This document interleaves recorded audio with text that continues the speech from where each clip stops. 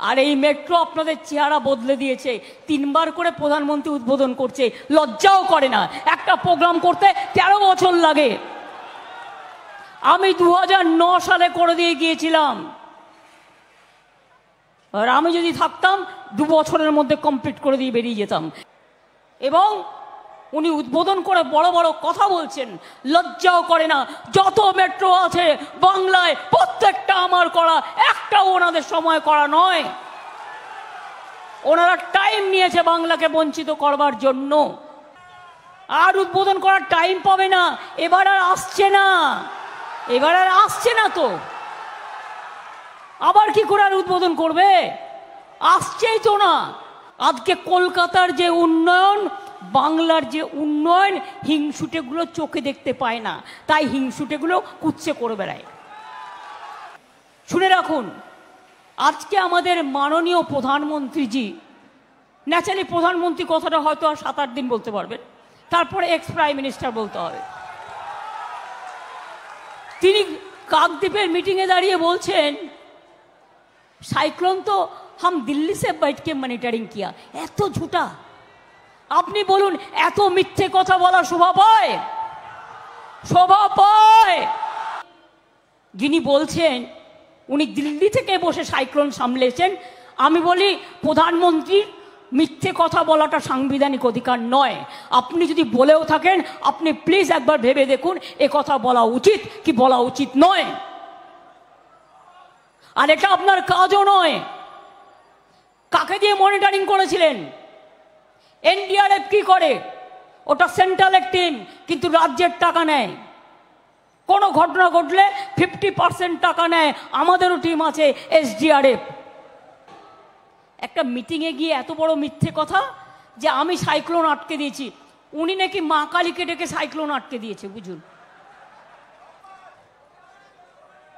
বলছে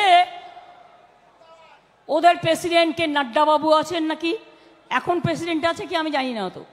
তো তিনি বলেছেন, যদি আমি ভুল হই আগে থেকে বলে দিলাম, সত্যি আমার ইনফরমেশন নেই, বলেছেন উনি তো সব দেবতার রাজা।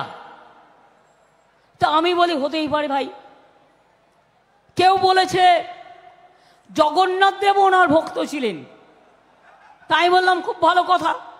সবাই দেবদেবতারা যদি ওনার ভক্ত হয়, তাহলে যে দেবতা হয় তার তো রাজনীতি করার শোভা পায় না, তার তো অতিহিংসা ছড়ানো শোভা পায় না, দাঙ্গা করার শোভা পায় না। তার জন্য একটা মন্দির করে দিচ্ছি, আপনি বসুন, আপনাকে নকুলদানা দেবো, বাতাসা দেবো, তুলসী পাতা দেবো, বেল পাতা দেবো, ফুল দেবো, খেতে দেবো, ভোগ বানিয়ে দেবো, ধোকলা চাইলে তাও দেবো। বলছে আমি খানে খায়েগা ভি নেই খানে দুঙ্গা নাকি সব আগে বলেছিল। আর এখন জিজ্ঞেস করুন, সব खा लिया, देश भी बेच दिया। बोले खाते खाते इतना खाया कि अब देश को भी बेच दिया, कॉन्स्टिट्यूशन को भी बेच दिया, इंसान को भी बेच दिया, जियोग्राफी को भी बेच दिया, बैंक को भी बेच दिया, रेल को भी बेच दिया, सेल को भी बेच दिया, गेल को भी बेच दिया, सबको बेच दिया है। इसी के लिए हम लोग की क्या चाहते हैं? আমরা কি চাই?